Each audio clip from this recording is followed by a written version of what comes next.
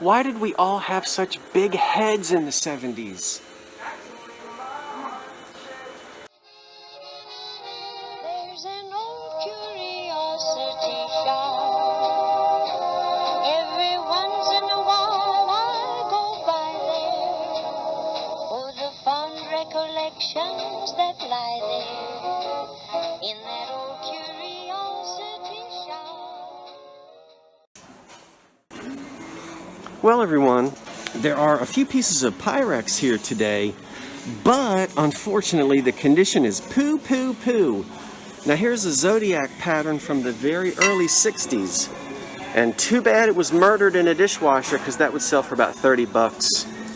But I'll tell you, all the barkeeper's friend in the world isn't going to perform enough reconstructive surgery to bring this bad boy back to life. So we have to leave him. Oh, there's me, Cancer the Crab.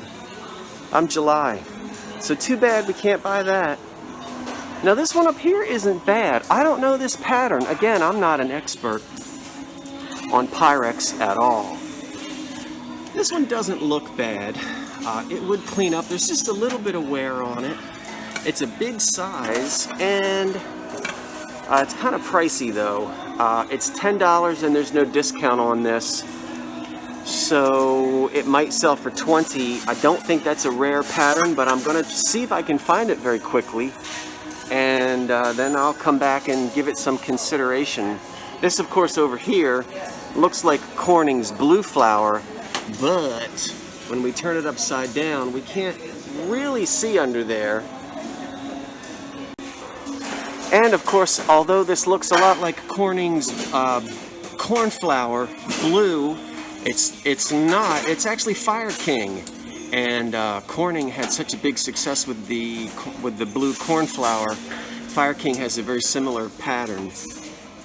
We can't see it under the sticker, but it's, what's the price? $3? You know, I like the glass bake and some of the less popular Fire King patterns. They're not big sellers, but it's the kind of thing I can take to a flea market and make a couple bucks profit off of. So I just might do that. And then finally down here is a pretty common primary bowl, but that's pretty beat up. It's only $5, but you know, I can do much better than that when it comes to Pyrex. So 3 Pyrex exist. Well, here's another one. This is a little sort of a restaurant ware piece. It's Corning. That's a popular 60s pattern. And a cereal bowl for $1.99.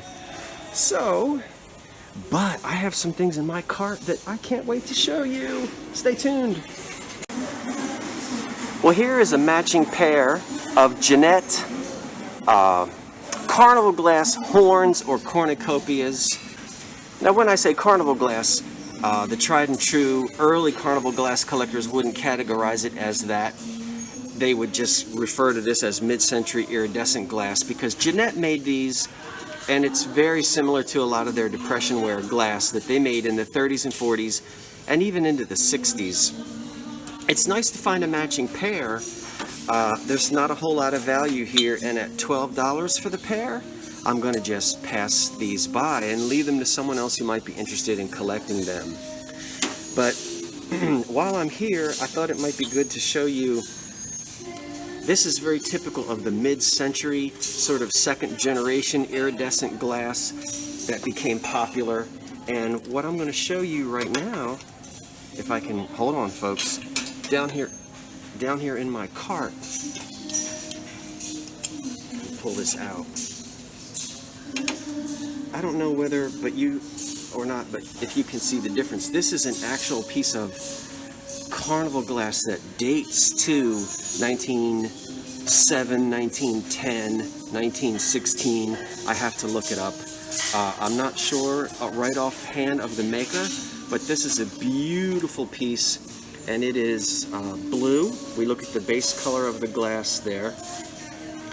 At $8, this is a good piece to buy because this is a little bit of a harder to find pattern, and in my opinion, there's no comparison between the mid-century Carnival and the old stuff. So you know me, I like the old stuff. This is definitely a keeper. You're going to see this later when I look up the pattern and find out who made it. So if you're in a store and you see Carnival glass, the marigold color is the most common. And again, this would be after the heyday of true Carnival glass. So I'm not really interested in that, but this I am interested in. Okay, now I've got another piece down here that I'm probably going to put back, and in just a moment I will tell you why. Okay, comparison time. Here is Anchor Hocking Fire King, and that's their sort of imitation of the cornflower blue pattern. But here's the Corning's blue cornflower. Very similar, but notice the flowers are very different. So, Fire King, Corning. Yeah. Now I need to get off this thing because they are jamming the music in here today. Okay, which piece of Carnival glass should I buy? Now, some of you are going to say both. And you know what? If you're a collector, you should buy both. But the piece on the left is the one I'm going to purchase. And it's because the pattern is harder to find, as well as the color. Beautiful rainbow iridescence. We would call this blue. You know, you always look at the base color of the glass to find out what color it is, and this is blue. Blue isn't rare, but it's a lot more desirable than marigold. So interesting pattern. It's a plate rather than a bonbon dish, and it is blue. Okay, $7.99. I'll take it. Now this one over here is much more common. You're going to see grapes and cables and vines on a lot of Carnival glass. This is also common because it's in marigold, the most common color, and the base color of the glass is clear. Also $7.99. Now if I'm a collector, I might buy that and take it home and put it on the shelf. But I see Carnival glass like this frequently in my part of the country, and I have a lot of Carnival glass that looks very similar to this. I just don't need another piece because I don't collect it. So, but this piece right here is definitely coming home with me. This I'm going to put back on the shelf and let someone else discover, and they'll be thrilled to take this home. It's not a bad price, and it is pretty. It's just that as a collector, that's rarer, more valuable, and more desirable to me. So let's go put this back and let someone else find it. Maybe my nemesis is here. She can have it.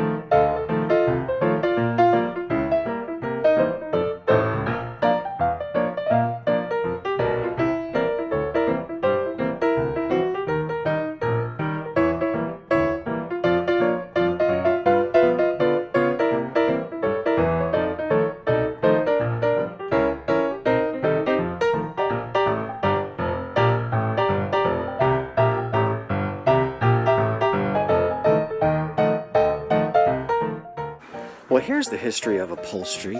This is a single dining room chair that would have come in a set of probably 8. It dates to the mid-1920s 20s. And let's take a look at all these layers of upholstery on it. So we'll look at this very 60s or 70s paisley that someone has made a nice slip cover. And then underneath that, there's sort of a velvet. You know what this is? This is actually, and of course they have it on incorrectly, but this is not a piece of upholstery. Look at the finished edge here and the finished edge here. I think this was actually a table runner that somebody, or they've recycled this from something else, and they managed to stitch this to a piece of mohair. Now, a lot of you are going to immediately remember, when I say mohair, you're going to go, ooh, remember the prickly chairs at your grandparents' house that were covered in mohair upholstery. So this is very smooth and very slick, very nice soft velvet. But mohair, on the other hand, you don't want to sit on that in your short pants when there's 90-degree humidity. It's prickly. And then actually underneath that is probably the original covering, because we see the old upholstery tacks here. Most of them are missing. But that's a deep burgundy color of mohair as well. Kind of difficult probably to see. It's a little bit better light, I guess. So probably the first, although you know what, this probably isn't original because the upholstery tacks aren't applied very evenly, and I think this is something that somebody did in the 30s. So mohair, another covering of mohair, and then this interesting piece here, which is recycled from something else because of that finished edge. And then this stuff here. Nice history of upholstery. It's a pretty chair. I don't need a single chair, so we'll just leave that right where it is. By the way, don't be fooled, that's not an antique. That's something from the 90s over there. Okay, I found a relatively quiet corner of the store. Let's do a quick shopping cart review before I get out of here. Mid-century Japan piece right here. It's cute. Little teapot there. My hand is covering the spout. Sort of looks like a... Oh, somebody just turned on a vacuum cleaner. Rats. Well, if you are a collector of Anchor Hocking's Forest Green, don't be fooled by this. It looks very, very, very much like Hocking's Forest Green, but it is not. It's actually made in France. This is not a shape that Hocking made. And the French glass is always marked, at least in my experience, I've always found it to be marked. And we can see France. Well, where is it? Right there. So, looks like Hocking's Forest Green, but it isn't. Alright, I think I have managed to elude the vacuum cleaner. So there's the mid-century Japan teapot. You'll see him again later when he's all cleaned up. And then, these are pretty common, but they're in good condition. 4 Federal glass sherbet cups, and these all date to the Depression era, so the late 20s into the early 30s. These will fluoresce under a black light. There are 4 of them, and at $6, that's what, about $1.25 each, $1.50 each, something like that. Had to get them. Look at this, everybody. It's a sweet little late Victorian piece. Could be a washstand, but usually washstands would have 1 drawer for towels and soap and whatnot, and 2 cabinet doors on the bottom where you could hide the basin and the pitcher or the slop pail in the bedroom. And but you could still use it as a washstand, but probably just a small piece that would be used in a bedroom, and you certainly could put a pitcher and a basin on the top. Now, this little candle support here, which is missing, is actually in the drawer. I just looked a second ago. And this is actually authentic late Victorian. It's only 25 bucks. I love the Here comes that vacuum cleaner again.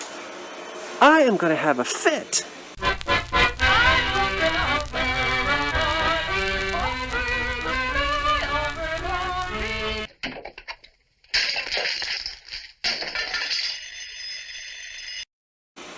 All right, let me keep talking. This is what some people would refer to as cottage furniture. It's obviously been refinished. This is just sort of an unattractive fruit wood. I shouldn't say unattractive, but it's not oak or mahogany or walnut. And so a lot of these pieces were painted. Often they were painted black and they had other highlights. Somebody has stripped this. They did a good job. It's still very attractive. I'll back up and let you see the whole thing. So please don't get mad when I say unattractive. I simply mean that the wood is a wood that was usually meant to be painted because it doesn't really have any interesting grain to it, but very nice piece from the late Victorian era. When you see these little circular machined dovetails, that's going to put it in that 1890s period, probably late 1880s, 1890s, something like that, with a backsplash on it. And remember, let's give it the old oxidation test. We've done this before. We'll turn it around and look at the back. If this were fake and stained up, we wouldn't be able to do this. And you already know, let's give it the old thumbnail scratch. And I can already tell, let's go down here, right? There you go. Now I'm not harming this piece at all, but it's taken 100 years for this piece of wood to oxidize. That won't happen if it's been stained.